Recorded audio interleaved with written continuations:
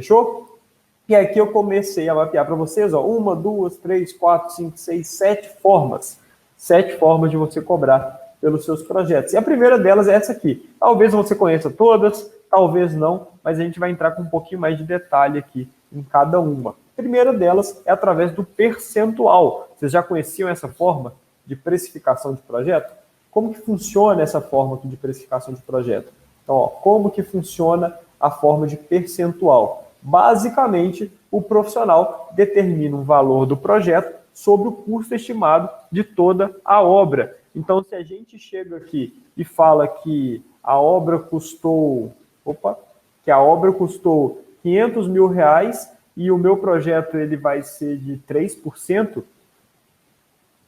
eu tenho um projeto de R$15 mil, beleza? R$15 mil dentro dessa minha obra de 500 mil. Então, para você chegar numa estimativa dessa, em um valor de projeto desse, você, obviamente, precisa de ter uma estimativa do valor da obra, né? É algo que é um pouquinho mais complexo, não é muito usual, não são muitos profissionais que utilizam esse formato de precificação de projeto, mas é algo que é muito válido, é legal, te entrega um certo padrão, mas, ao mesmo tempo, a gente tem uma consideração aqui, que é, aqui ó, considerações. Esse percentual, ele é totalmente variável. Não tem como você chegar para mim e falar assim, beleza, eu estou construindo uma casa de R$500 mil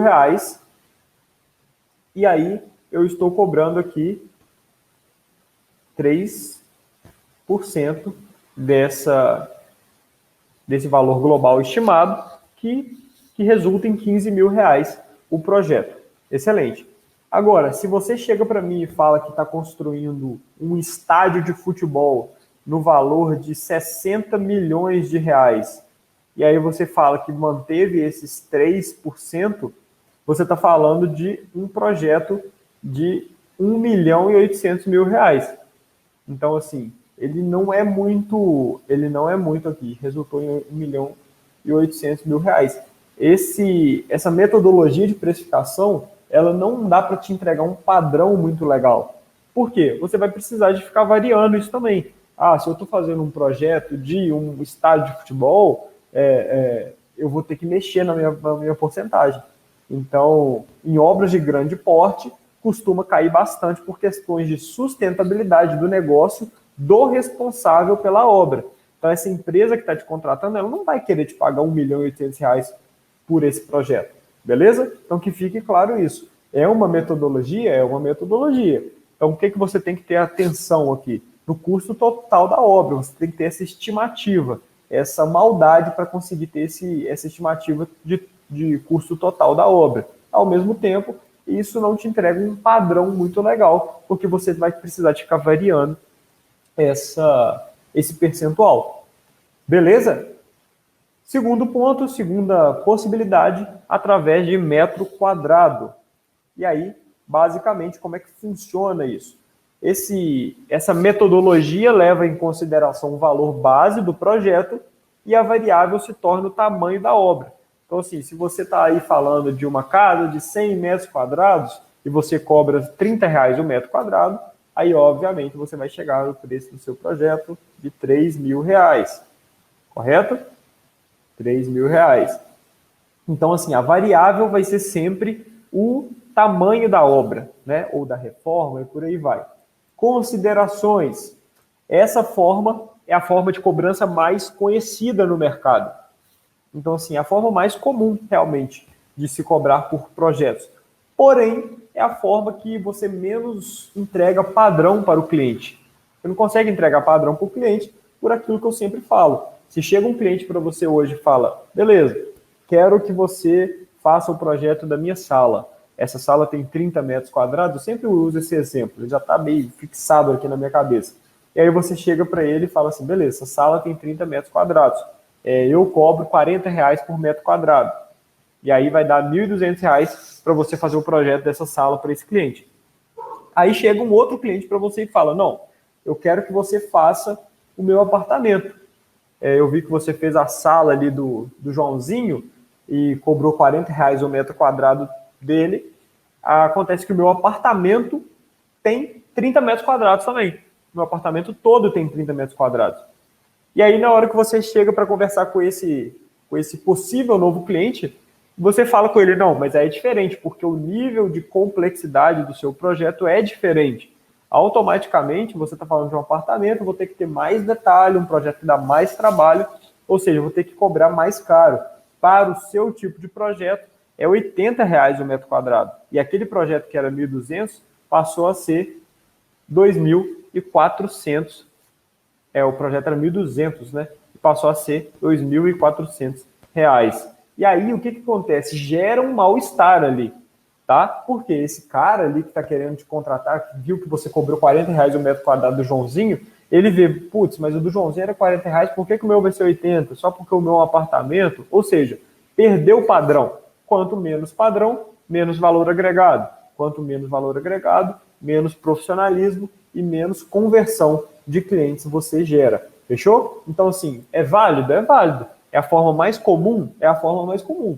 Mas não é o que eu julgo ser a forma ideal de você cobrar pelos seus projetos. Um outro ponto aqui também é a tabela de referência, que basicamente é essas tabelas de órgãos regulamentadores. Então, tem aí CREA, CAL, enfim. Esses órgãos, eles fornecem tabelas de honorários dos profissionais. Fechou? E aí a gente tem aqui grupos de despesas. Isso aqui é interessante também. Como que funciona grupos de despesa? Basicamente, é como se fosse o percentual. Tá? É como se fosse essa metodologia de percentual aqui que a gente comentou, do valor de toda a obra. Porém, você tem um percentual de um grupo de despesa específico. Também como percentual, porém de um grupo específico de despesa da obra.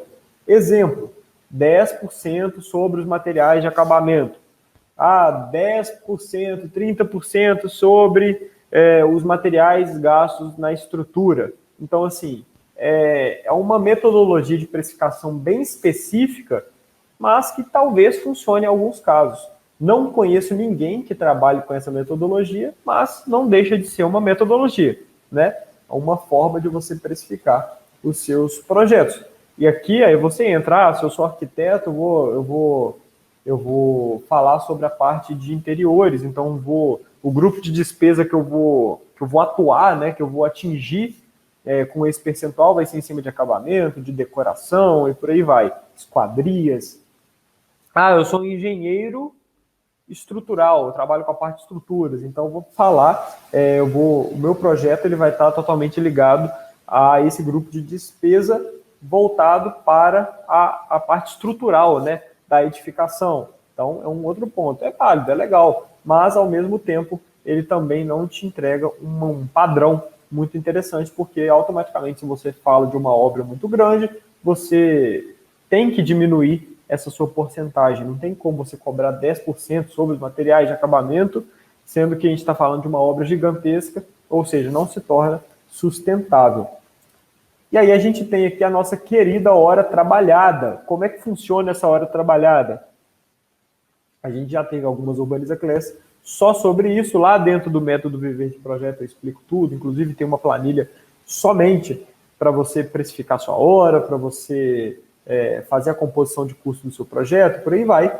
E aí aqui, nessa hora trabalhada, como é que funciona? A gente tem que levar em consideração a previsão de horas gastas no projeto, conforme o cálculo de precificação de hora realizado previamente. Então, assim, primeira coisa que você precisa de fazer é saber quanto que custa a sua hora trabalhada. Eu sou um profissional, tenho as despesas tal, trabalho tantas horas por dia, por mês, e aí eu chego num valor final de hora trabalhada, que eu incluí ali minha margem de lucro, impostos e por aí vai, e eu cheguei lá que minha hora trabalhada custa R$80, por exemplo. E aí, automaticamente, eu vou conseguir fazer uma previsão e cobrar um valor cada vez mais assertivo do meu cliente. Considerações sobre essa metodologia de hora trabalhada é a forma mais lucrativa para o profissional e mais justa para o cliente. Entrega muita credibilidade. Ou seja, essa metodologia de precificação,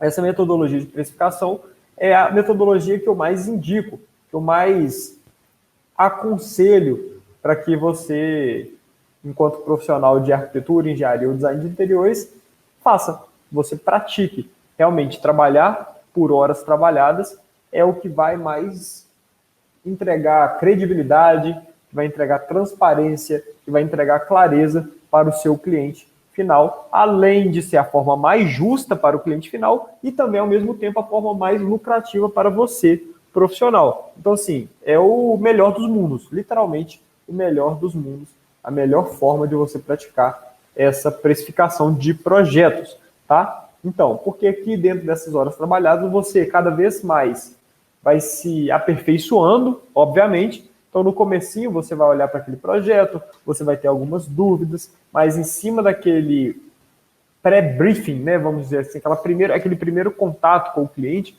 você consegue ter uma noção muito boa sobre o tempo que você vai demorar para desenvolver aquele projeto. Isso aí é o mais importante. Ah, Pedro, mas eu não sei estimar esse tempo hoje. Você vai começar chutando. Você vai começar literalmente estimando de uma forma muito,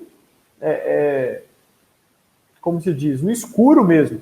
Mas com o tempo você vai se aperfeiçoando e isso tende a entregar para você cada vez mais lucro e se tornar uma metodologia cada vez mais justa para o seu cliente final também. Outro ponto interessante aqui é a permuta, né? Muita gente crucifica quem faz esse tipo de permuta.